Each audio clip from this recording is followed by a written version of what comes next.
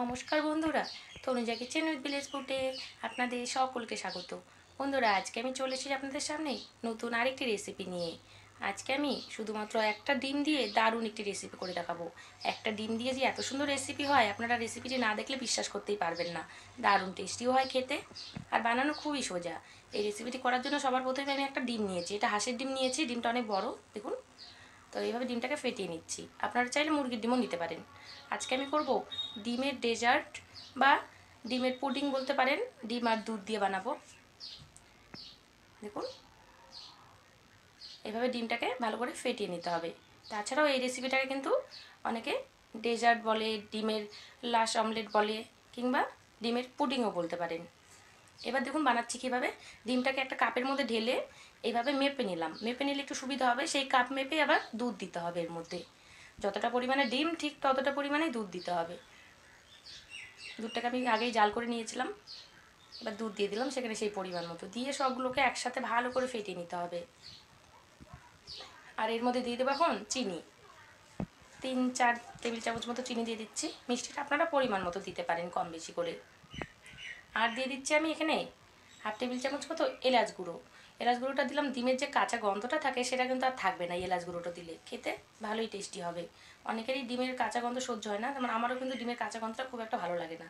তাই এই এলাচ গুঁড়োটা দিলাম, ডিমের সেই কাঁচা গন্ধটা থাকবে না, আর খুব সুন্দর একটা গন্ধ বেরোবে এলাচের, খেতেও ভালো লাগবে। এবার দেখুন এভাবে ভালো করে ফেটিয়ে নিলাম কিন্তু। আর এর মধ্যে 1 চিমটি মতো নুন দিয়ে দিলাম। মিষ্টি জিনিসের মধ্যে আপনারা যদি নুন পছন্দ করেন তাহলে দেবেন, নাহলে নাও দিতে পারেন। নুন দিয়ে দিলাম, দিয়ে এবার ভালো করে ফেটিয়ে নিচ্ছি। এটাকে কিন্তু চিনিটা যাতে গুলে যায় পুরো একদম ভালো করে ফেটাতে হবে।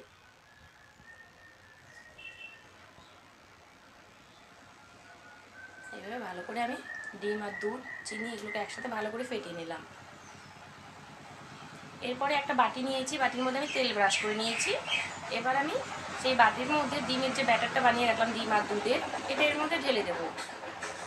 এবার এটাকে এর মধ্যে ঢেলে দিলাম, দিয়ে এটা জলের ভাপে এবার 15 মিনিট মতো করব। তাহলেই আজকে এই ডিমের লাশ অমলেট বা ডিমের ডেজার্ট বা ডিমের পুডিং বলতে পারেন, সেটা একদমই তৈরি হয়ে যাবে।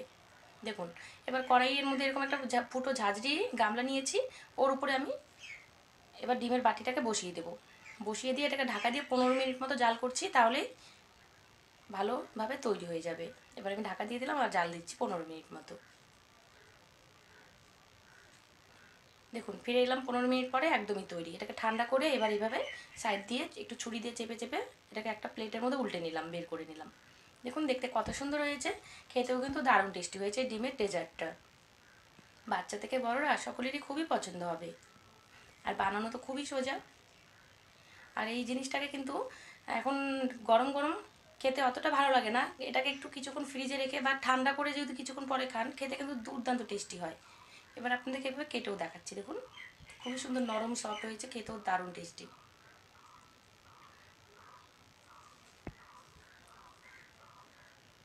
এবার আমি ছুরি দিয়ে এইভাবে টুকরো টুকরো করে কেটে নিচ্ছি।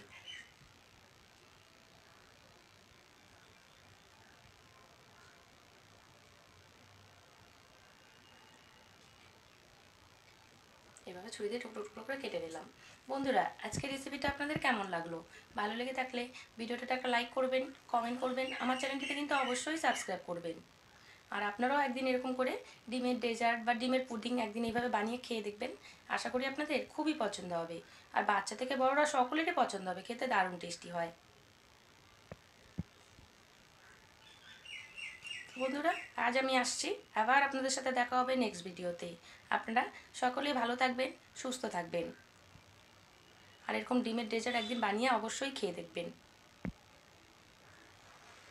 ধন্যবাদ বন্ধুরা।